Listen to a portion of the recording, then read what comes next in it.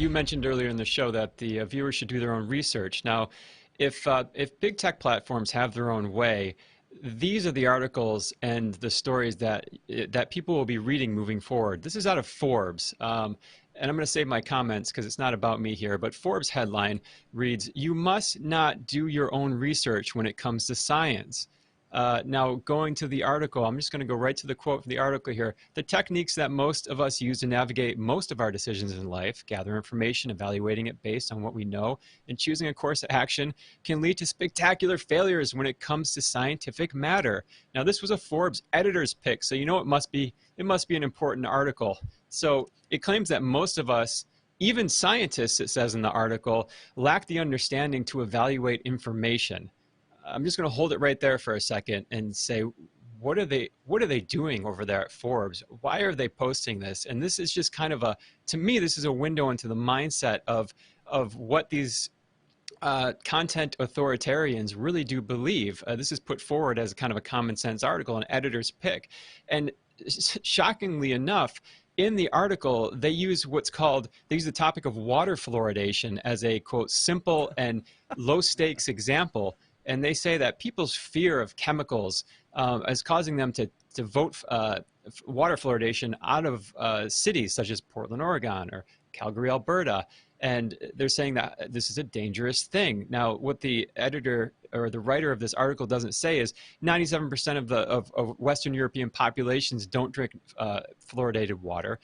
There's currently an ongoing court case where the EPA is on trial for adding this stuff into water because it's now been shown to... Which you've been covering brilliantly for the Highwire over the last several months. Yep. Absolutely. Thank you. And the EPA is on trial for this because two studies now has shown, one out of Canada, one out of Mexico, over the last couple of years. Incredible studies show that this is a neurotoxin when pregnant women drink it, and it lowers the IQ on par with lead for the children when they follow them after they're born. So, I mean, for this editor, for this writer to use fluoride as an easy example, I mean, this is like something from the 1960s. I mean, it's 2020, man. Come on.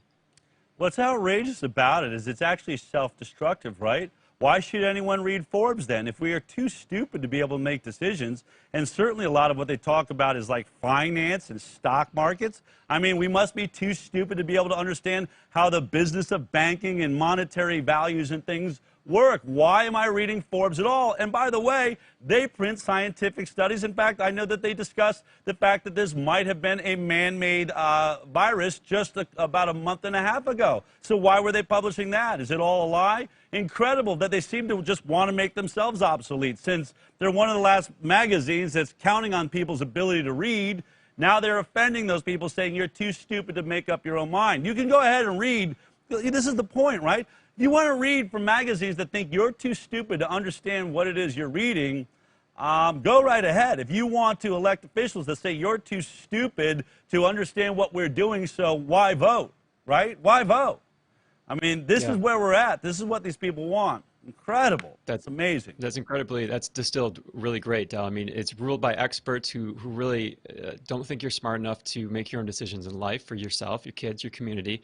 I mean, all this editor had to do is JAMA Pediatrics, the head editor of JAMA Pediatrics, said if someone came into his office and was pregnant, he would tell the person, the woman, to drink from a bottle of water instead of tap water. I mean, this is now becoming like reversing what we thought about mainstream science, and this is just one example, as we know. If you like that clip, then be sure to check out our live broadcast of the Highwire every Thursday morning at 11 a.m. Pacific Time.